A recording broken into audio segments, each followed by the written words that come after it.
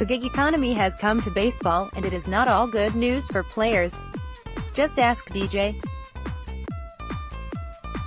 LeMahieu, Jed Lowrie and just about all free agents, especially second basemen, who no longer are counted on to fill traditional, everyday jobs. Baseball players are learning the hard lesson many Americans have learned about a gig economy: pay goes down when the work becomes more flexible and less steady. LeMahieu and Lowrie are former All-Star second basemen who signed with New York teams without a commitment to play second base every day. In this gig economy, they and fellow second baseman Brian Dozier, who signed for just 1 year with the Nationals, are worth less guaranteed money than free agents Omar Infante or Luis Castillo not too long ago. A gig economy disrupts the traditional full-time job paradigm in favor of short-term work and independent contractors. Data from the Federal Reserve last summer found that nearly 1 out of every 3 adults engaged in gig work, either as a primary or secondary source of income.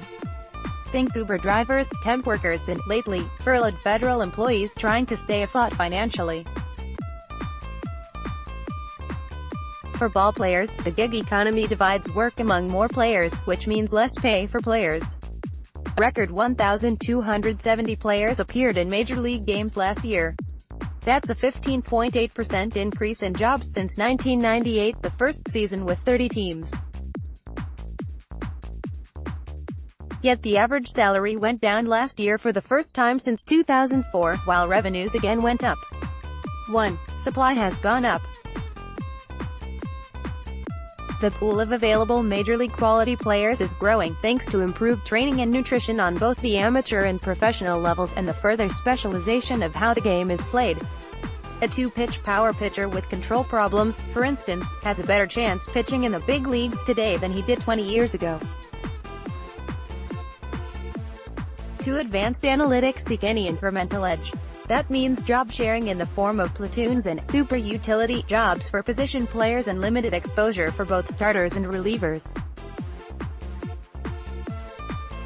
Take Los Angeles outfielder Jock Peterson, 26, as an example.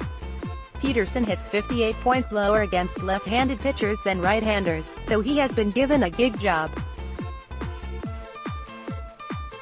Had he played outfield for the Dodgers in the 1960s, as Willie Davis did, Peterson would have been a full-time player.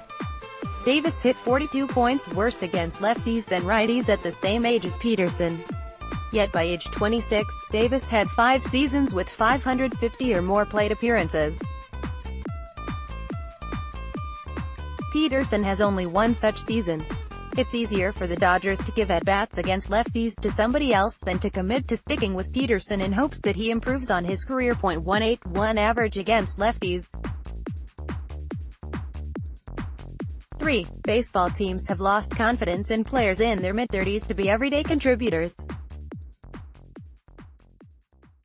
It started with testing for PEDs, 2004, continued with the banning of amphetamines, 2006, and has accelerated in the past 5 years as velocity and spin have increased, a trend that favors younger players. One top club executive called the emerging system the puzzle piecing of the roster. Strategically, more teams want to use depth, the executive said. The increasing emphasis on gaining advantage in matchups creates this deeper roster concept. In terms of creating supply, I think the industry is a little better at scouting and definitely better at development. And that includes development on the major league level. Also, there are a lot of imperfections in amateur baseball, but in general players are getting better instruction and better habits. College baseball has become a very underrated teaching environment. When the Mets introduced Lowrie, 34, at a news conference, the line of questioning veered as much toward what he didn't get as to what he did get: 2 years, $20 million. Lowrie was asked if he agreed that as a veteran free agent with an all-star resume he would have received more money in years just a few years ago, before the gig economy hit. "I think that argument could be made," he said. "In fact, there is no denying the argument that veteran free agents have lost value." Look how Lowrie, LeMahieu and Dozier compare to Infante, who was a free agent in 2013, and Castillo, who was a free agent in 2007. I included their WAR per season heading into free agency and the value of their contracts adjusted for inflation to better compare dollars. Free agent second baseman comparison: Infante, Royals, and Castillo, Mets, were signed for more years and more guaranteed money, but with a lower average annual value, and as everyday players at second base. Yankees GM Brian Cashman told LeMahieu to bring many different gloves to spring training, which means the former everyday second baseman will train at all four infield positions. Lowrie, too, could see time with the Mets at all four infield positions. This kind of job sharing has taken off in recent years as analytics have gone mainstream. Set lineups are dying. Consider the second base position. Last year only 6 players started 140 games at second base, half as many as did just 2 seasons ago. Let's drop the minimum to 125 starts at second base. From 2000 to 07 it was common for at least half the teams in baseball to deploy such an everyday second baseman. Last year there were only 10 such regulars. In each of the past 6 years the majority of teams have not used such an everyday player at second base. Here you can see the decline in teams relying on a regular second baseman. The decline of all full-time jobs is even more precipitous when you look at older players. In 2002, at the height of the steroid era, 32 players aged 33 and older started at least 125 games. Only 9 such players were given such regular work last year, a 72% decline in 16 years. Only 2 National League players 33 and older started 125 games last year: Nick Markakis, an all-star who just resigned with the Braves on a 1-year, $6 million contract, and Joey Votto. Here is the plunge in confidence teams have in older players. The drop-off last year was stunning, a whopping 26% 1-year decline in total starts by players age 33, hitting their lowest level since the advent of 30 teams in 1998. Players age 33 and older started fewer games last year than they did even in 1982, when there were 4 fewer teams and 9,720 fewer possible starts. So much for modern medicine and training extending careers. Let that sink in. Older players are less useful now than at any point in at least a generation. Think about that when you're thinking about free agents Bryce Harper or Manny Machado signing contracts beyond 7 years, ones that would require their clubs to pay them elite dollars at age 33 and older. Clubs prefer younger players because they generally mean cheaper, healthier players with more defensive range, more positional versatility, and faster bats to deal with the high-octane pitching environment of today. Of the 11 best hitters last year against pitches 95 miles per hour and faster, all of them played in their age 30 or younger season. 2018 highest batting average versus 95 mph min. Results: the game is faster, and the fear of young players has gone away, said the club executive when asked about the decline of relying on older players. Teams used to be skeptical of young players. Now the players coming in at 22, 23, 24 are a little more advanced than they used to be.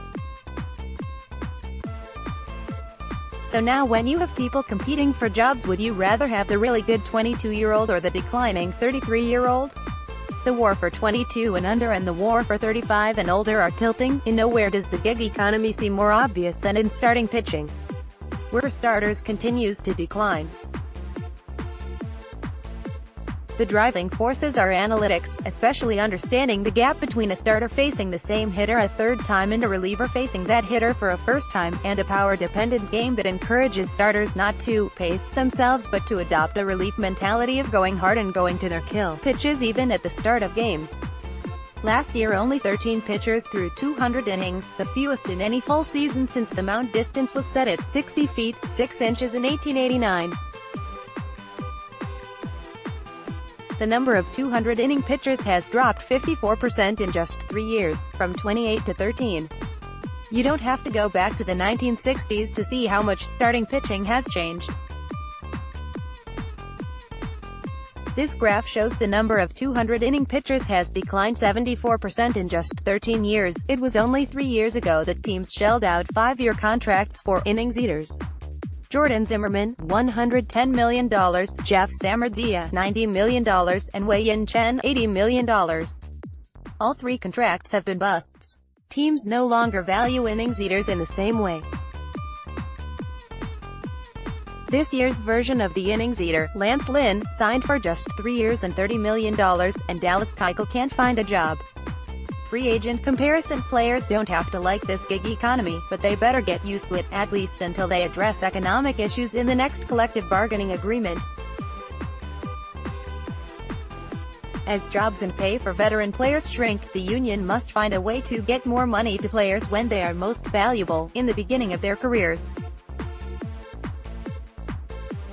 The gig economy isn't going anywhere in the short term for one reason: it works in the club's favor. There is no better example of how a team leverages the gig economy than the Los Angeles Dodgers. They have won 2 consecutive National League pennants without any player starting 140 games in a season and without any pitcher throwing more than 175 innings in a season. In 5 off-seasons under Andrew Friedman, they have not signed any of the 20 free agents who signed for more than $80 million. What they have done best is to tap into a growing supply of players to divide up the work, especially by leveraging the 10-day DL to rotate players. Only 6 teams in Dodgers history used more than 50 players to get through a season. 4 of those 6 teams occurred in the past 4 years: 2015, 2016, 2017 and 2018, all 4 seasons under Friedman. And in each of those past 4 seasons the Dodgers won the NL West and drew more than 3.7 million people. Disruptive and successful, the Dodgers are the Uber of Major League Baseball. They are masters of the growing gig economy.